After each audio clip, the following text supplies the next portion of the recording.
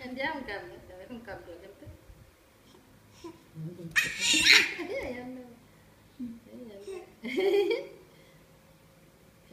thế nhỉ?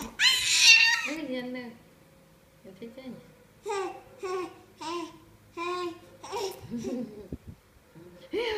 thế. Em thích thế.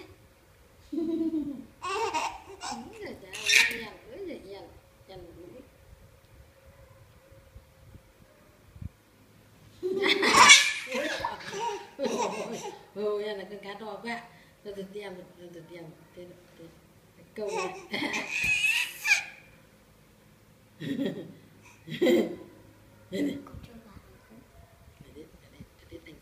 Mày chết đó cả. Không chắc chết anh kia. Nó theo. Trốn đặt kia. Em trốn đặt. Anh không giật được này. Em trốn đặt rồi. Em trốn đặt. Mày chết rồi. Em trốn đặt quá. Em muốn đặt đấy. Em muốn đặt rồi. Đặt. Chết bạn. Còn lại.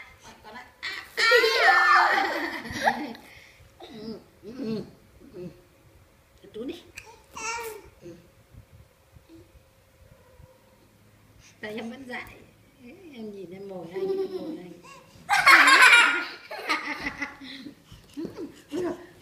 Ui em thương, ui em thích. Ui em này kinh chưa.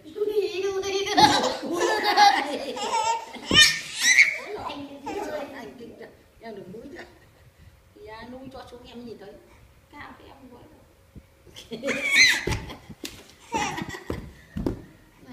Em cầm xuống. Em cầm nào. Nào, còn lại em cầm đi. Em cầm á. Đấy, em cầm rồi. Chết mày chết. Chết. Nào, đâu? Em cầm đi. Em cầm chặt lại.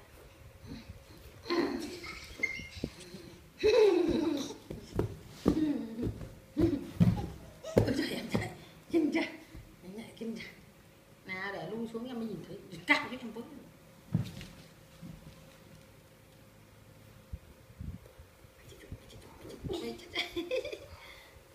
Em sẽ được được.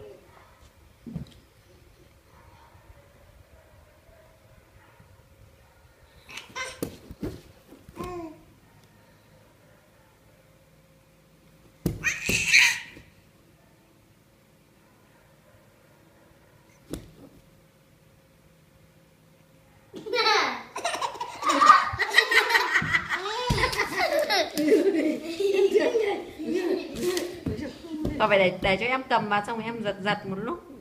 Đấy, để cho em giật một lúc. Em thích. Ui em thích quá. Ui em thích quá. Nào thả nuôi xuống em giật. Thả nuôi xuống em cầm.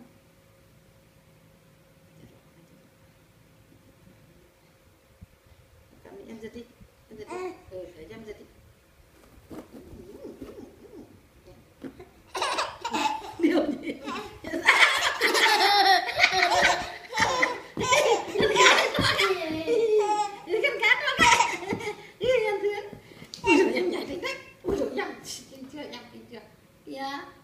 Đấy, mày chết, còn này em chú em khôn em thấy cũng được phát là cười. Em biết nó sẽ em cười. Chết mày. Dạ, mày trốn em chưa trốn thấy. Mày chết, em trốn rồi. Mày chết.